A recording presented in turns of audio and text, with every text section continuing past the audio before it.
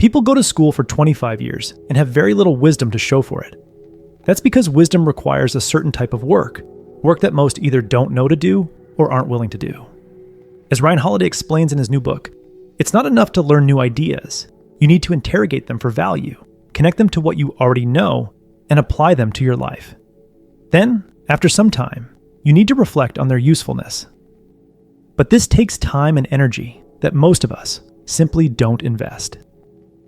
But what good is wisdom anyway? Why bother putting in the work?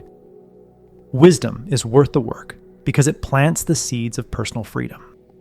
Wisdom gives you a deep understanding of yourself and the human condition, helping you let go of the destructive habits that trap most people, like the hedonic treadmill or the comparison trap. It helps you navigate the internal forces trying to hold you back, especially self-sabotage in the form of procrastination. Wisdom also frees you from unnecessary anxiety, worry, and chronic stress by allowing you to realize that this too shall pass and that you need less than you think to be happy. That's why as people grow older and wiser, they often become happier despite their declining health. Earn the freedom that wisdom provides by putting in the work in 3 distinct ways starting today. First, work with what you read. Read more books. Even in the age of AI, books offer something unique. Books contain years of lived experience, carefully refined, and take years to thoughtfully put together. Put simply, writing a good book requires refined judgment. And what is wisdom if not exactly that? So here's my challenge to you. Starting tomorrow, trade half your phone and TV time for reading great books. Focus on 3 book categories. First, read about the human condition. Start with The Diary of Anne Frank, The Gulag Archipelago by Alexander Solzhenitsyn, and When Breath Becomes Air by Paul Kalanithi. These books showcase the remarkable strength people can summon in the darkest of circumstances. Second, read timeless philosophical books that present different approaches to living. Pick up Meditations by Marcus Aurelius, the Bhagavad Gita, or Walden by Henry David Thoreau. Each provides a distinct perspective on living meaningfully. Third, explore books that deepen self-knowledge. Books like The Untethered Soul by Michael A. Singer, Man's Search for Meaning by Viktor E. Frankl, and Awareness by Anthony DeMello. Now, if you simply flip through the pages of those books, you failed.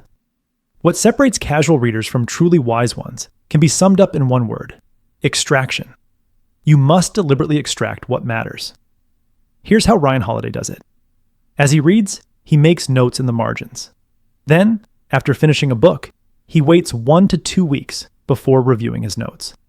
This delay is crucial because it filters out ideas that would have little impact on his life or work. He extracts only the most memorable insights onto 4x6 index cards, 1 idea per card. A great book might yield 20 to 30 cards.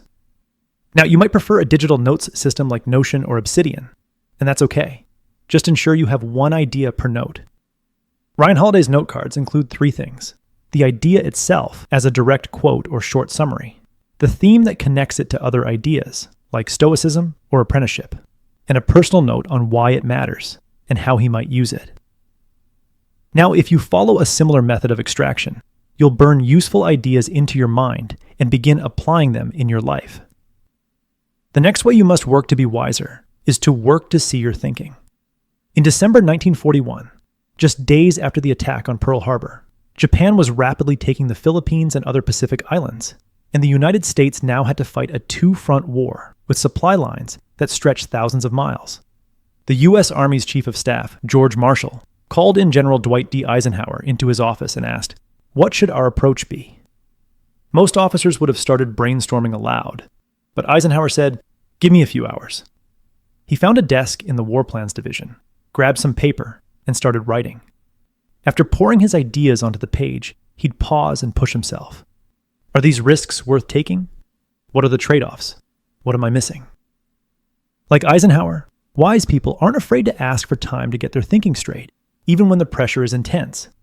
And to get their thinking right, they know they must write. Writing out your thoughts allows you to see them clearly and spot flaws, biases, or gaps in logic. Joan Didion once said, "I don't know what I think until I write it down." Writing for her was an exploration, a way to discover what her mind truly held once it hit the page. Whenever possible, Work to understand what you think on a topic before you open your mouth. The third way you can work to be wise is to work to be wrong. Most people use AI to be proven right. AI chatbots know this, so they're quick to affirm whatever ideas you throw at them. Earlier this year, I heard a story on the Daily Podcast about a man who became convinced by ChatGPT that he was on the verge of the greatest mathematical proof the world had ever seen. He wasn't a mathematician, so he showed his friends the chat history to see what they thought. "It seems promising," they said. Encouraged, he emailed his AI-assisted work to mathematicians around the world. Not a single one responded. After several weeks, he did something he should have done from the start. He asked another AI chatbot if he might be wrong. In seconds, the other chatbot shattered his illusion and saved him years of chasing a dead end.